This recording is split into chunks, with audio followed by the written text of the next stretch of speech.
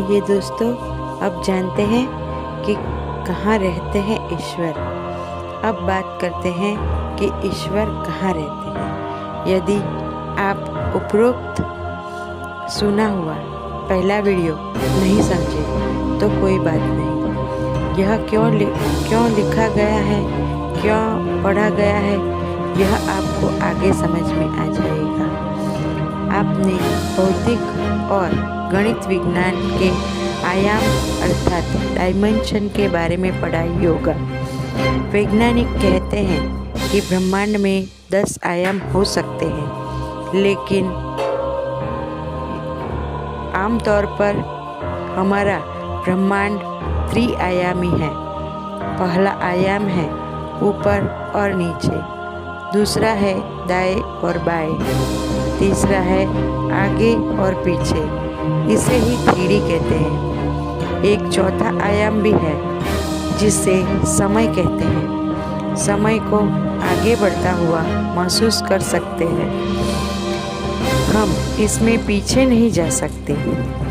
हमारा यह संपूर्ण ब्रह्मांड इन 4 आयामों पर ही आधारित है, लेकिन हिंदू धर्म ग्रंथों के अनुसार यह नियम सिर्फ कृतक त्रैलोक्य पर ही लागू होता है, अन्य लोकों पर नहीं। वेद और पुराणों में अन्य ग्रहों के और अंतरिक्ष के बारे में विस्तार से लिखा हुआ है। ऊपर पहले वीडियो में हमने बताया 3 लोक और उनके उपलोकों के बारे में बताया।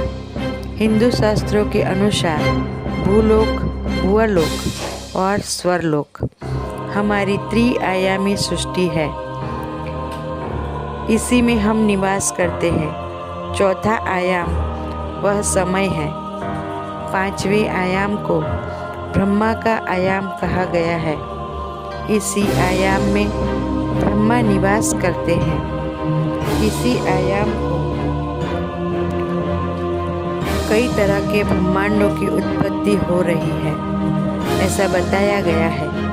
यहाँ का समय अलग है, जैसे कि हम बता चुके हैं कि ब्रह्मा का एक दिन एक कल्प के बराबर का होता है। यह स्थान 4 आयामों से बाहर है। इसके बाद आगे 6ठे आयाम में महाविष्णु निवास करते हैं। महाविष्णु के 3 भाग हैं। अब समझिए, कारणोदकशायी विष्णु, गर्भोदकशायी विष्णु और क्षीरोदकशायी विष्णु।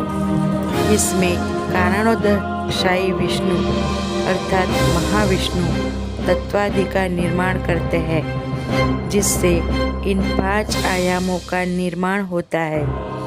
इसे ही महत कहा जाता है, और जिनके उदर में समस्त ब्रह्मांड है तथा प्रत्येक श्वास चक्र के साथ ब्रह्मांड प्रकट तथा विनष्ट हो रहा है।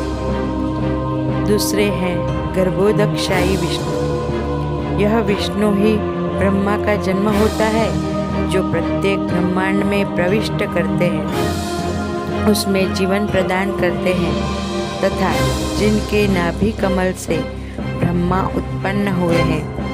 उसके बाद तीसरे हैं क्षीरोदकशाही विष्णु, जो हमारी सृष्टि के हर तत्व और परमाणु में विलीन है, जो परमात्मा के रूप में प्रत्येक जीव के हृदय तथा सृष्टि के प्रत्येक अणु में उपस्थित होकर सृष्टि का पालन करते हैं।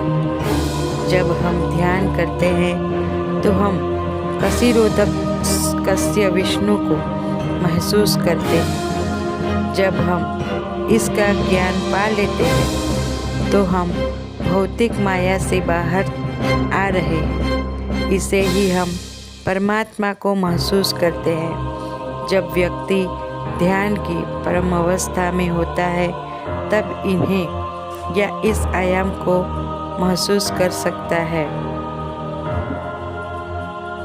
इसके बाद नंबर आता है 7वें आयाम का, जिसे सत्य आयाम या ब्रह्म ज्योति कहते हैं। ब्रह्म नहीं, ब्रह्म ज्योति। जैसे सूर्य की ज्योति होती है, इसी आयाम में समाया है वह तत्व ज्ञान, जिसकी मदद से मनुष्य देवताओं की श्रेणी में चला जाता है। दोस्तों, यह वीडियो आपको पसंद आई हो तो इसका पार्ट 1 भी देखें और यह दूसरा भाग और अगली जानकारी, ऐसी बहुत सी जानकारी अगले तीसरे भाग में हम दिखाएंगे और बताएंगे। तो देखते रहिए हमारी channel Shri Krishna Shyam. Thank you दोस्तों।